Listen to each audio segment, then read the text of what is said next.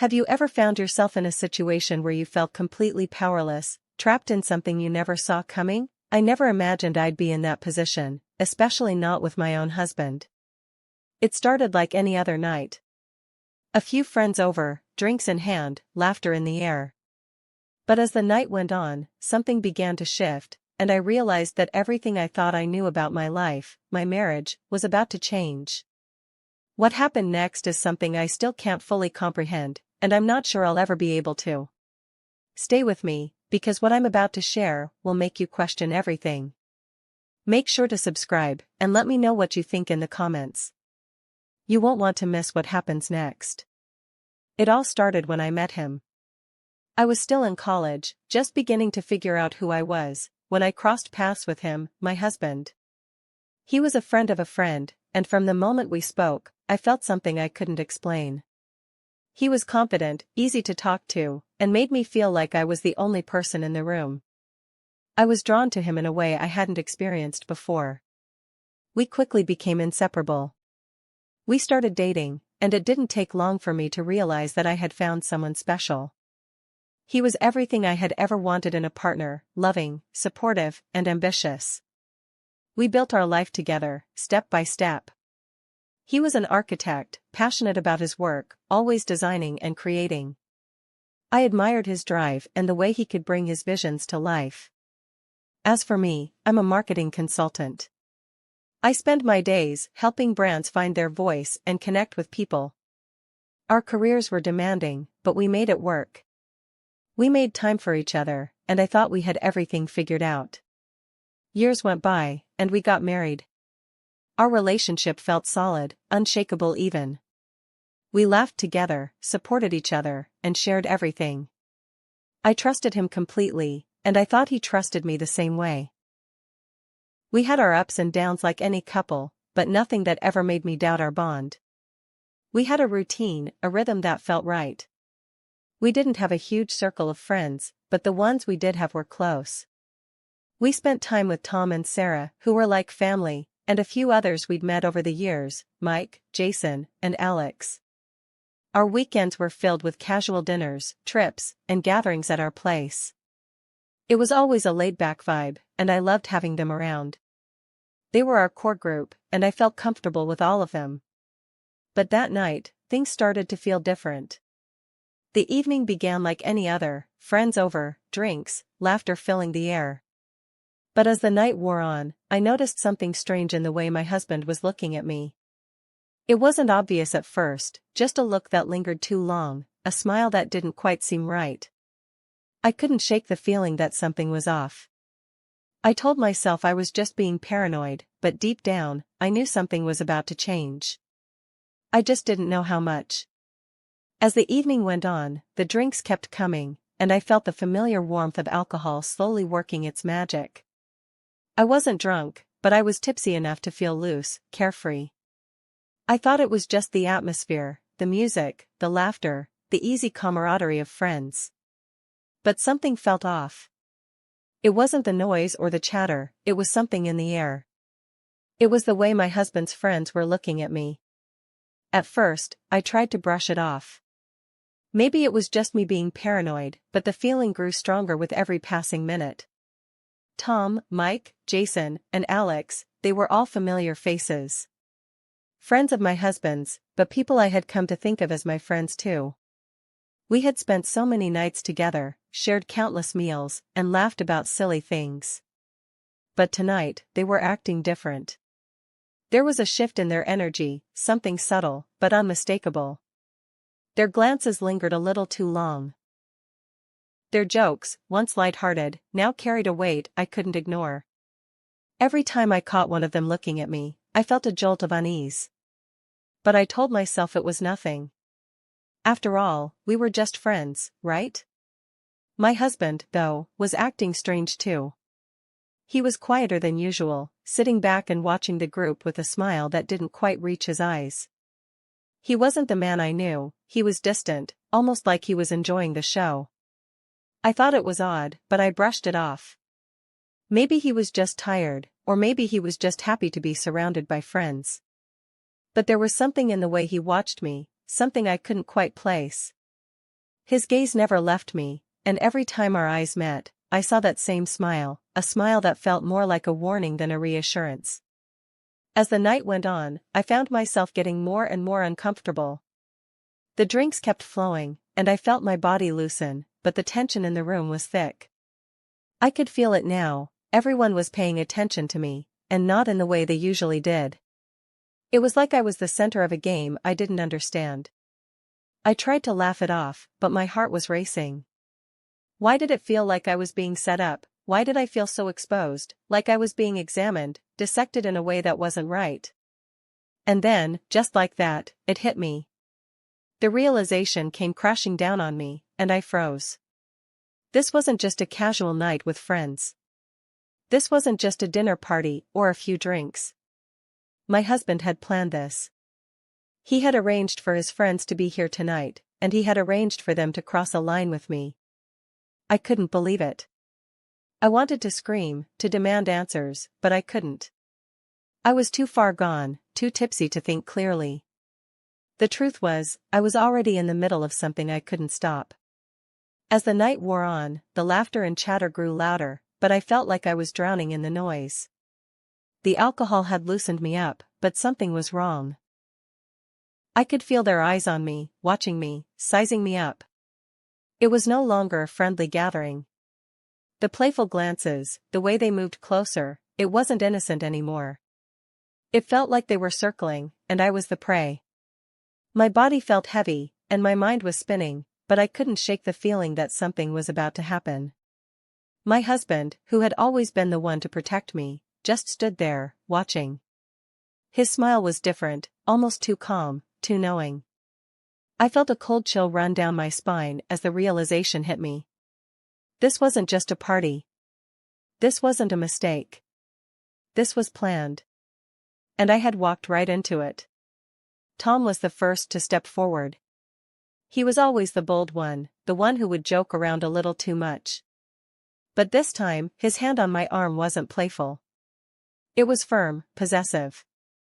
I froze, unsure of what to do. I looked to my husband for help, for a sign that this wasn't happening, but he didn't move. He just watched, his eyes never leaving mine. The smile on his face told me everything I needed to know. This was part of the plan. I tried to pull away, but it was too late. Tom's grip tightened, and before I knew it, he was pulling me closer. I couldn't think, couldn't react. My body felt numb, like it wasn't mine anymore. Then, just as quickly as Tom had taken control, Mike stepped forward. He wasn't asking for permission, he just moved in, like he was entitled to me. I wanted to scream, to fight back, but the words wouldn't come. I was trapped, surrounded, and all I could do was watch as Mike took his turn. One after the other, they came. Jason, Alex, they all took their turns, and with each one, I felt more powerless, more humiliated. Through it all, my husband stood there, watching. His smile never faltered.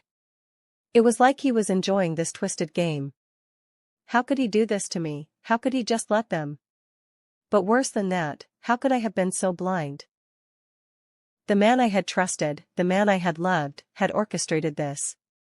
He had planned it all along, and I was just the pawn in his sick game. The emotional weight of it all hit me like a wave. I couldn't breathe. I couldn't think. I wanted to run, to escape, but I couldn't. My body betrayed me. I was frozen in place, trapped in this nightmare, unable to escape. And through it all, my husband just stood there, smiling as if this was all part of some twisted fantasy he had created. I couldn't process it. I couldn't understand how the man I had trusted with everything could betray me like this. The night dragged on, but by the time it was over, I felt like I had been in a different world. The laughter, the music, the chatter, it all seemed so distant, like I was watching it from behind a glass wall. My body was physically there, but my mind was somewhere else. I couldn't shake the images of what had happened, of the way my husband had stood by, watching it all unfold. The betrayal was so deep, so personal, that I couldn't even look at him without feeling disgusted. When the last of his friends finally left, I was numb. I couldn't speak. I couldn't cry. I just sat there, in the same spot where it had all happened, unable to move. My husband tried to comfort me, to hold me, but I couldn't let him touch me. The man I had loved, the man I had trusted with everything, had just shattered my world. And worse, he didn't even seem sorry. There was no apology, no regret in his eyes. Just that same cold smile, like he had done nothing wrong. Like I was the one who had somehow failed him. I don't know how long I sat there, in that silence, but when I finally stood up, I felt different. The woman who had walked into that night was gone.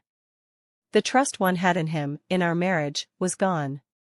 It was like I was living in a different reality. How could I ever look at him the same way again? How could I ever believe in the love we shared after everything that had happened? I kept asking myself, how do you move forward after something like this? How do you rebuild a relationship when the foundation has been completely destroyed? I thought I knew my husband. I thought we were happy. But now, I was left with nothing but the wreckage of a marriage I no longer recognized.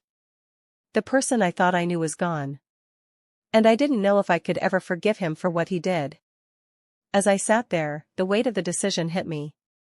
Do I stay and try to make it work? Do I try to rebuild, even though I feel like everything between us is broken beyond repair? Or do I walk away, leave everything I thought I knew, and start over? I don't have the answers yet. I don't know what comes next. But I do know one thing, I can't go back to the way things were. The trust is gone, and I'm not sure if it can ever be rebuilt. After a few days, I tried to convince myself that I could just move on. Maybe I could act like nothing had happened, pretend that everything was normal. But no matter how hard I tried to push the memories away, they lingered. Every time I looked at my husband, I was reminded of what he had allowed to happen, how he had stood by and watched as his friends crossed a line. It wasn't just a betrayal of trust, it felt like my entire sense of reality had been shattered. I thought I could bury the pain, hide it deep inside and carry on with life. But the truth was, I couldn't escape it. I felt like I was drowning. I couldn't even look at myself without feeling disgusted. The weight of everything, my husband's indifference, his betrayal, was crushing. I felt lost, like I didn't know who I was anymore. Depression settled in slowly. At first, it was just a sense of heaviness, but it grew. I couldn't eat, I couldn't sleep, and I found it hard to even get out of bed. Every day felt like a battle. I couldn't shake the images of what had happened, and the worst part was knowing that my husband was still there, acting like everything was fine. I couldn't stand it. The love and trust that once held us together were gone, and I didn't know how to move forward. I couldn't keep pretending. I had to make a decision. So, I filed for divorce. I thought it would be the fresh start I needed, that walking away would bring me peace. But even after the divorce, I realized the pain didn't just disappear. It lingered, like a shadow I couldn't escape. I thought I'd be free, but I wasn't. And then, 2 months after the divorce, I found out I was pregnant. The news hit me like a blow I wasn't ready for. I didn't know how to process it. The uncertainty of it all, the fact that I didn't know who the father was, left me paralyzed. Was it my ex-husband? One of his friends? The thought of not knowing who was responsible, of being left with this constant question, made everything feel even more out of control. I didn't know how to face this new reality. The guilt, the confusion, the shame, it was all too much. I couldn't even begin to understand what my next steps should be. How could I raise a child when I didn't know who the father was? How could I trust anyone again, knowing how deeply I had been hurt? What would you do if you were in my shoes? How would you handle the betrayal, the confusion, and the uncertainty that comes with it? I want to hear your thoughts. Please share your experiences and advice in the comments below. If you found this story relatable, or if you think someone you know might need to hear it, don't forget to like, share, and subscribe. Your support means the world to me. And trust me, this isn't the end of my story. There's so much more to come, and I'll be sharing the next chapter with you soon. Stay tuned, and let's keep this conversation going.